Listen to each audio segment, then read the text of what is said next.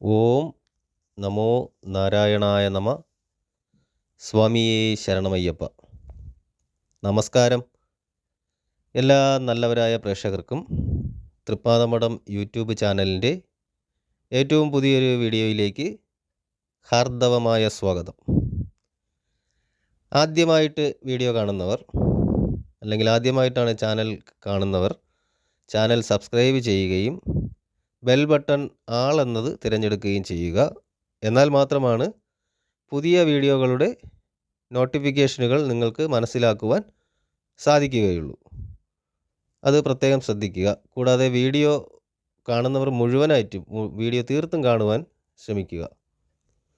രേവതി നക്ഷത്ര ജാതകർക്ക് ഈ 2024 മാർച്ച് മാസത്തിൽ ജീവിതത്തിലേക്ക് വന്നേക്കാവുന്ന ശുഭാശുഭ നക്ഷത്ര മാസഫലങ്ങൾ എങ്ങനെയായിരിക്കും എന്നതാണ് ഇന്നത്തെ വീഡിയോയിൽ പ്രധാനമായും ചർച്ച ചെയ്യുന്നത്.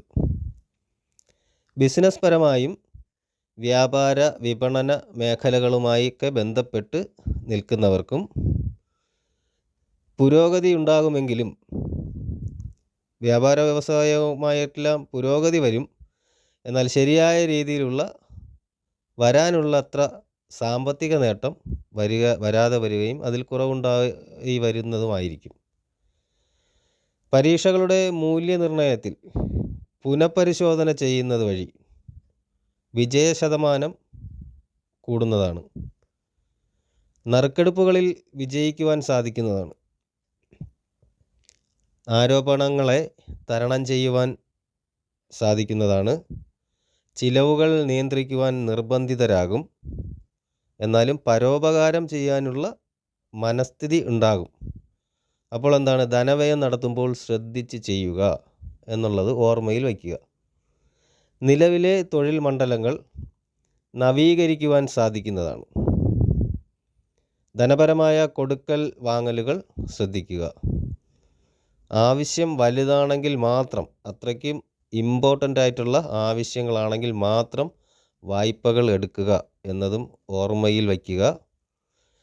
അത് വലിയ ബാധ്യതകൾ വന്നു ചേരുവാനുള്ള സാഹചര്യങ്ങളുണ്ടാക്കും. അതുകൊണ്ട് ഓർമ്മിച്ച് സൂക്ഷിച്ച് ശ്രദ്ധിച്ച് മാത്രം കാര്യങ്ങളിലേക്ക് കടക്കുക.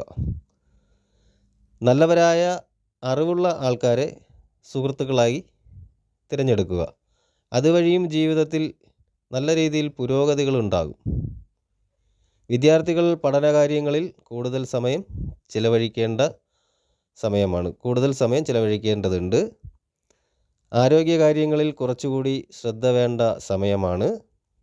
ജോലി സംബന്ധമായ അലച്ചിലുകളെല്ലാം വന്നേക്കാം. ജോലിഭാരം കൂടും. കൂട്ടുകുടുംബത്തിൽ നിന്ന് മാറി താമസിക്കുന്ന കാര്യങ്ങൾ ആലോചിക്കും. കൂട്ടുകുടുംബമായി താമസിക്കുന്നതിൽ നിന്ന് മാറി താമസിക്കുന്ന കാര്യങ്ങളിലൊക്കെ ആലോചനകൾ ഉണ്ടാവും ഈ സമയത്ത്. കൂടാതെ തന്നെ ജാതകൻ്റെ മാതാവിൻ്റെ ആരോഗ്യ കാര്യങ്ങളിൽ കുറവുകളുണ്ടാകും. രോഗം കുറച്ച് വർദ്ധിക്കുവാനോ കണ്ടീഷൻ കുറച്ച് മോശമാകുവാനോ ഒക്കെ ഉള്ളൊരു സാഹചര്യം ഉണ്ട് ഈ സമയത്ത്.